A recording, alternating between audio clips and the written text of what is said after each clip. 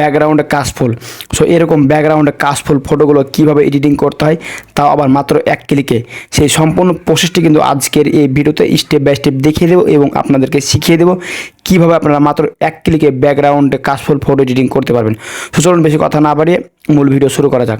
So মূল video শুরু করার পূর্বে আপনাদের কাছে ছোট্ট একটা রিকোয়েস্ট থাকছে, আমাদের চ্যানেলে প্রতিনিয়ত যারা ভিডিও দেখছেন তারা কিন্তু আমাদের চ্যানেলটিকে এবং ফেসবুক পেজটিকে ফলো করছেন না।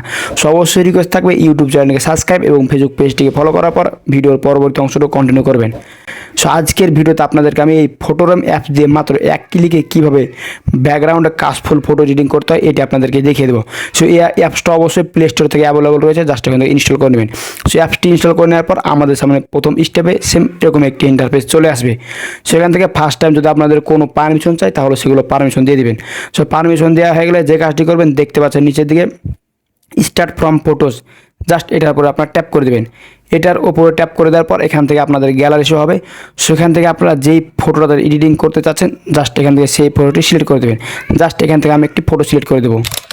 ওয়েল ডান, দেখতে পাচ্ছেন এখান থেকে আমি একটি ফটো সিলেক্ট করে দিলাম এবং অলরেডি কিন্তু অটোমেটিক কিন্তু এই ফটো দেখতে পাচ্ছেন অলরেডি ব্যাকগ্রাউন্ড রিমুভ করা হয়ে গেছে। সেখান থেকে ফার্স্ট টাইম যে কাজটি করবেন দেখতে পাচ্ছেন এআই ব্যাকগ্রাউন্ড, জাস্ট এটার উপরে ট্যাপ করে দেবেন। এআই ব্যাকগ্রাউন্ডে ট্যাপ করে দেওয়ার পর আপনাদের সামনে সেম এরকম একটি ইন্টারফেস চলে আসবে। সেখান থেকে আপনারা দেখতে পাবেন ক্রিয়েট এ ব্যাকগ্রাউন্ড।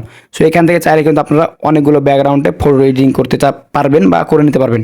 সো যেহেতু আপনাদেরকে আমি দেখাবো কীভাবে কাশফুল ফটো এডিটিং করতে হয়, তার জন্য ক্রিয়েট এ ব্যাকগ্রাউন্ডে ক্লিক করে দেবো। ক্রিয়েট এ ব্যাকগ্রাউন্ডে ক্লিক করে দেওয়ার পর এখানে কিন্তু অনেকগুলো অপশন চলে আসবে। সেখান থেকে আপনারা যে কাজটি করবেন দেখতে পাচ্ছেন ইমেজ, জাস্ট এই ইমেজে ক্লিক করে দেবেন।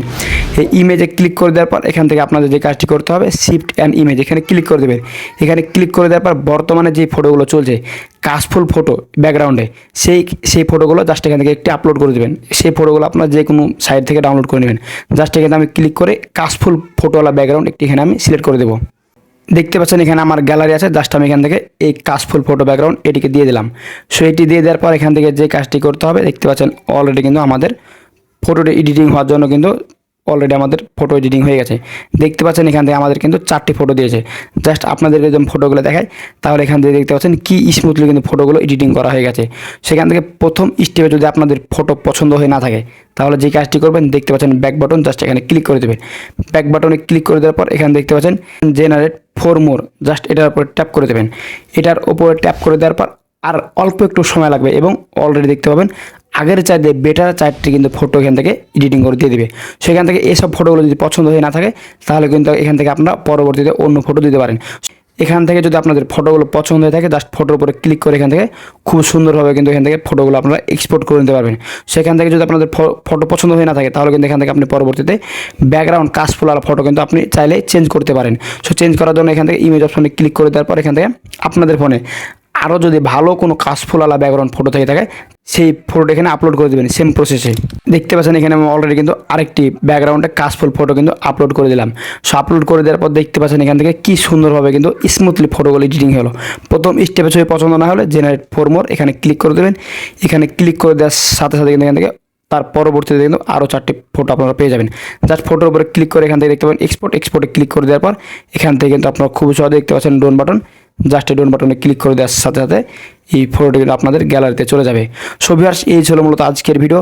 আপনাদেরকে আমি দেখিয়ে দিলাম কীভাবে মাত্র এক ক্লিকে বর্তমানে যে ভাইরাল কাশফুল ব্যাকগ্রাউন্ড ফটো এডিটিং সেই এডিটিংগুলো করতে হয়। সো ভিডিওটি কেমন লাগলো অবশ্যই মতামত কমেন্ট বক্সে জানাবেন। আর ভিডিওটি দেখে যদি একটু উপকারী মনে হয়ে থাকে অবশ্যই ভিডিওতে লাইক দিয়ে চ্যানেলকে সাবস্ক্রাইব করে আমাদের সাথে থাকবেন। আর ফেসবুক পেজ থেকে ভিডিওটি দেখলে অবশ্যই পেজটি ফলো করে ভিডিওটি বেশি বেশি করে শেয়ার করে দেবেন বাকিদের উপকারের জন্য। দেখা হবে সামনে নতুন আরেকটি মজাদার ইন্টারেস্টিং ভিডিও নিয়ে। ভালো থাকবেন, আল্লাহ হাফেজ।